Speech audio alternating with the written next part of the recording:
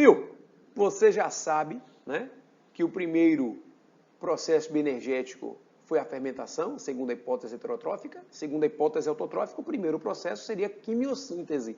Não poderia nunca ser fotossíntese, porque fotossíntese é um processo muito o quê? Complexo. Mas uma coisa que não se discute, o primeiro ser foi procarioto. O primeiro ser foi procarionte.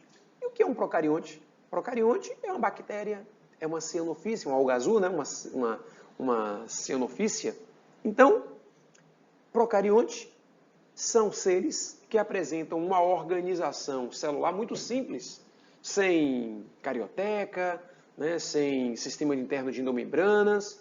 Mas e a célula eucariótica? As nossas células? Como é que elas surgiram? Né? Segundo a teoria de Robertson, a célula eucariótica surgiu a partir de uma transformação de membranas, a partir de evaginações e invaginações. Então, nesse pequeno vídeo que nós vamos falar aqui agora, a minha intenção é abordar essa origem eucariótica, tá certo? Vamos lá. E depois vamos fazer algumas questõezinhas a respeito disso. Vamos nessa. Vamos lá. Uma boa aula para nós. As primeiras células eucarióticas teriam surgido a partir das células procarióticas, que passaram a desenvolver dobramentos de membrana plasmática. Tá aí, tornando-se ainda maiores e complexas. Então a membrana, ela evaginou. Né? A célula procariótica, no desespero de querer cada vez mais nutriente, a sua membrana evaginou. O que é evaginar? A sua membrana foi lançada.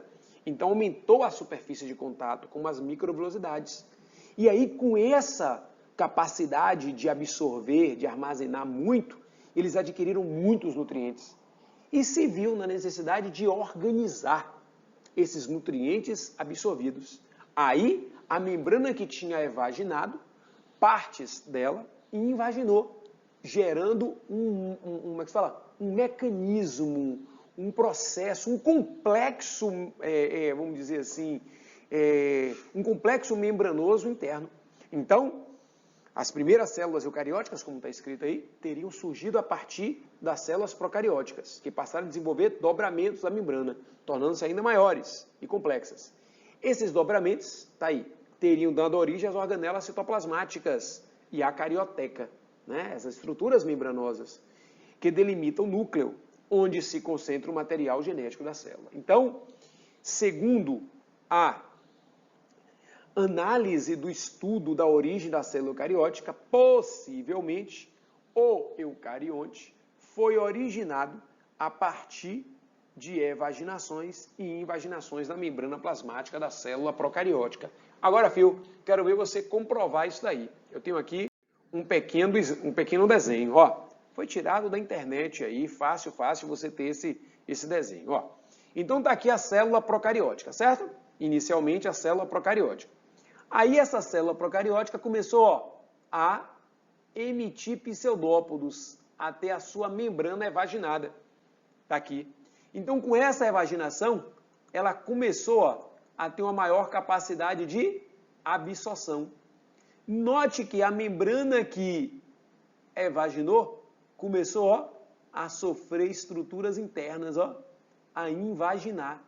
E aí você já começa a observar estruturas membranosas, né, quase que limitada pela membrana externa. Ó, então a membrana começou a crescer, começou a se desenvolver, um complexo membranoso interno começou também a se desenvolver, as membranas depois se fundiram, houve a fusão aqui das membranas, e com essa fusão, ó que legal, com essa fusão, foi originado aqui, ó, uma célula eucariótica. Se você me perguntar assim, ô Sérgio, quais são os componentes membranosos de uma célula eucariótica que foram originados desse processo? Carioteca, retículo endoplasmático liso, retículo endoplasmático rugoso e complexo golgiense ou complexo de Golgi. A partir daí, você vai ter um citoplasma rico em estruturas membranosas, realizando funções o quê? Diferentes, funções diferenciadas, com uma divisão de trabalho. Olha que coisa linda. Então você vai ter, ó, membranas internas perfeitas aqui, ó. Aqui a carioteca, ó que legal. aqui o retículo endoplasmático se desenvolvendo, né? Em uma outra imagem, eu vou mostrar o complexo de Golgi, né? E os outros, e as variações dos retículos. E aí, se você me perguntasse assim, se algum vestibular, questionasse o que se pode usar para comprovar essa origem, esse processo de mudança de estrutura membranosa até da origem à célula eucariótica, a composição bioquímica que existe aqui, ó, que é a lipoproteica, é a mesma que tem nas membranas internas. Então, a composição bioquímica reforça a tese da origem eucariótica a partir de transformações membranosas. Beleza? Então, agora eu vou passar aqui o slide para que a gente possa vislumbrar e relembrar, tenho certeza que é só relembrar, as principais diferenças entre uma célula procariótica.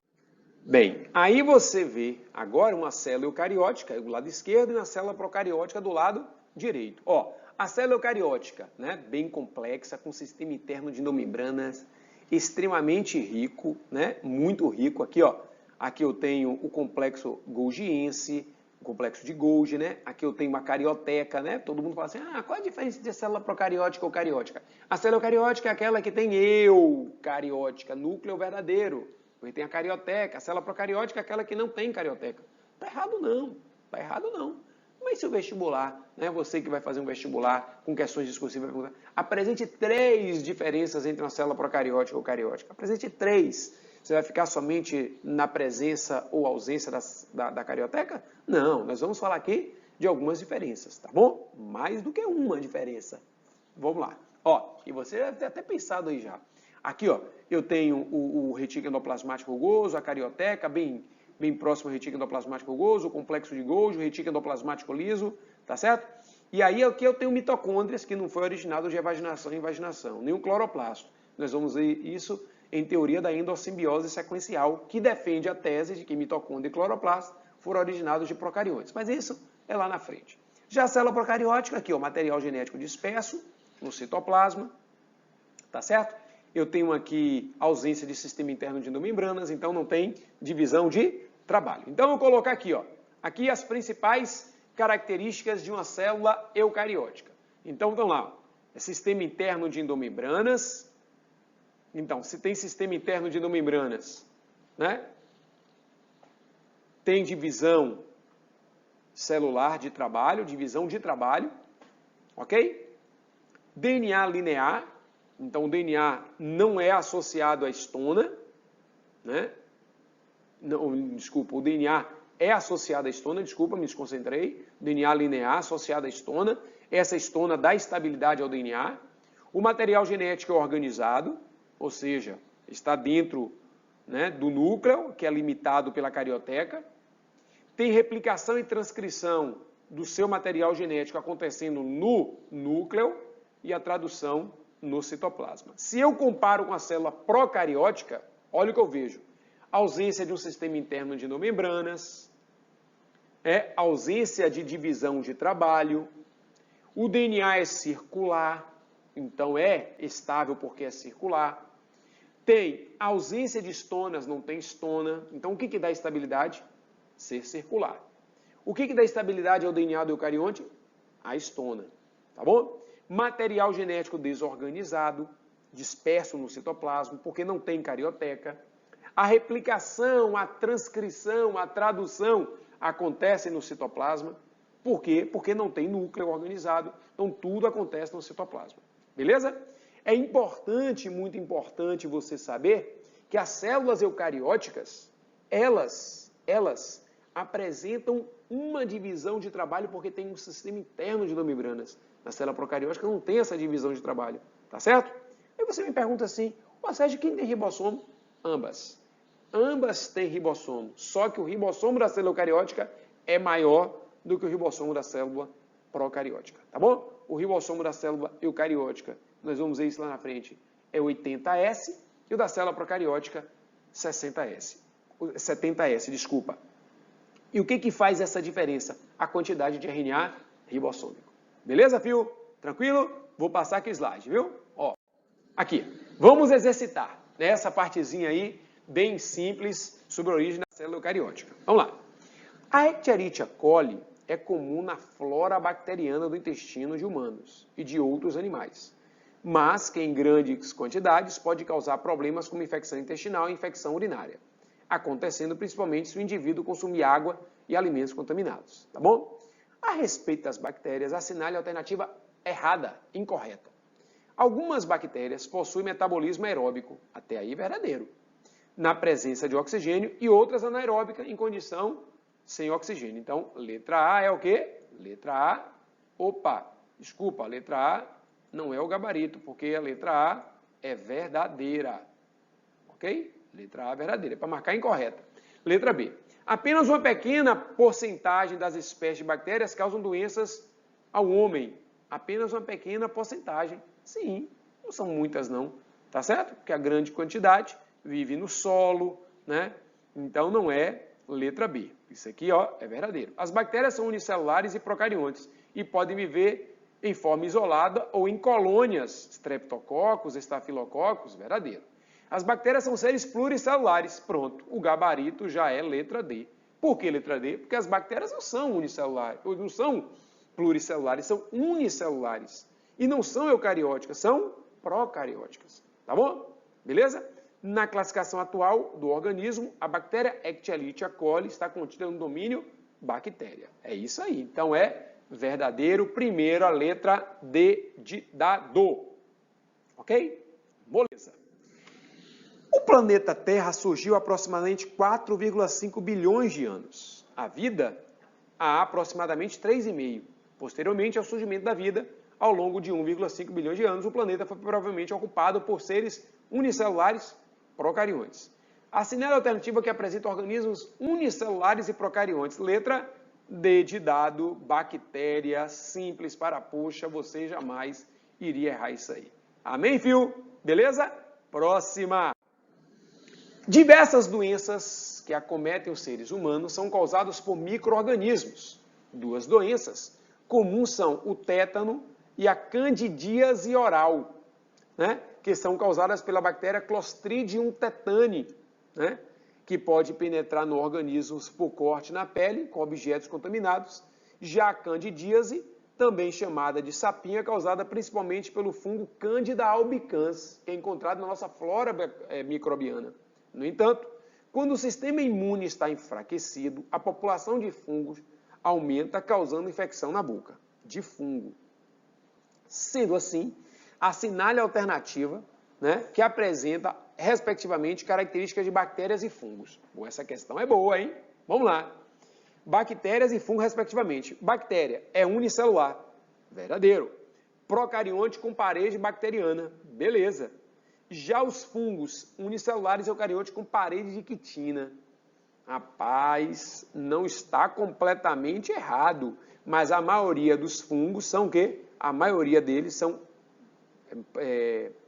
multicelulares. Então não é letra B, vou pular a letra A. Não é letra B, porque bactéria não é multi. Não é letra D, vamos cortar esse aqui, ok? Beleza? E aqui, ó, não é letra E. Então, vamos lá. O que sobrou? Letra C. Unicelular eucarionte. E o fungo unicelular eucarionte com parede celulosa. Já está errado aqui, ó. Porque a parede celular dos fungos é de quitina. Então, o que sobrou? Letra A é o gabarito. Beleza? Mas aí você pode dizer, mas nem todo fungo é uni. Sim, mas existem fungos unicelulares. Tá certo? Beleza? Vou lá, hein? Próxima questão. Suponha que uma doença conhecida esteja dizimando um rebanho bovino de uma cidade e alguns veterinários tenham conseguido isolar o agente causador da doença, verificando se trata de um ser unicelular e procarioto. Para combater a doença, os veterinários devem administrar nos bovinos contaminados. Pronto. Para combater, bactérias, é necessário que se use o quê? Mas quem disse que é bactéria? Unicelular procarionte? Então, vacina é para aumentar o nosso sistema de defesa, né? Para nos imunizar, né? Se eu quero cuidar da doença, eu não vou aplicar uma vacina, porque a vacina ela não é terapêutica, ela é preventiva. Antivirais? Não, porque é unicelular, é uma célula, vírus não tem célula, então não é antiviral. Fungicida, procarionte, então não é um procarionte, o fungo não é um procarionte, é o carionte. Vermífugo é verme. Antibióticos são usados contra bactérias. Então, resposta, letra E. Quinta questão. A presença de líquens é uma associação entre algas e fungos. Em uma região, é um testemunho de boa qualidade do ar. Então, um bioindicador, né? O que é um bioindicador? É um ser que indica as condições do meio, tá bom? Ah, tem um lago que está cheio de algas. Pô, é uma indicação que está tendo eutrofização. Ah, eu fui em um jardim que tem muitos líquens. Significa dizer que o ar é bom, é de boa qualidade. Sua ausência pode indicar que o ar está poluído. Tá aí, ó. Eles são sensíveis aos poluentes, porque não são capazes de excretar substâncias tóxicas absorvidas. A substância tóxica penetra, né, no líquen, ele não consegue jogar fora e acaba o quê? Causando a sua morte. Tá certo? Então, a respeito dos líquens, que é uma associação entre algas e fungos, cianofícias e fungos, é correto afirmar que são formados por dois tipos de indivíduos. Autótrofos, a alga é autótrofa, mas o fungo é heterótrofo. É uma relação mutualística, obrigatória. O que a alga faz? Produz a matéria orgânica e compartilha com o fungo. O que o fungo faz? Com o seu poder higroscópico, capta água da atmosfera e manda para quem? Para a alga realizar fotossíntese. Então, um é autótrofo e o outro é o quê? Heterótrofo. Então, resposta, letra C. Um autótrofo, o outro o quê? Heterótrofo. Beleza? Aí, fio, aí está um pequeno vídeo que eu tentei aqui com vocês mostrar a origem da célula eucariótica a partir de evaginações e invaginações, de mudanças na membrana plasmática. O que fica nesse pequeno vídeo é a seguinte pergunta. Se alguém questionar o que pode ser usado para comprovar a origem da célula eucariótica, é a análise da composição bioquímica das membranas. Guarde no coração essa frase. Toda membrana biológica é lipoproteica. E saiba de uma coisa, se você quiser comprovar um fenômeno biológico, com certeza, quase sempre, você vai usar uma base química, porque a química é a mãe da biologia. Amém, turma? Valeu, fio! Até a próxima!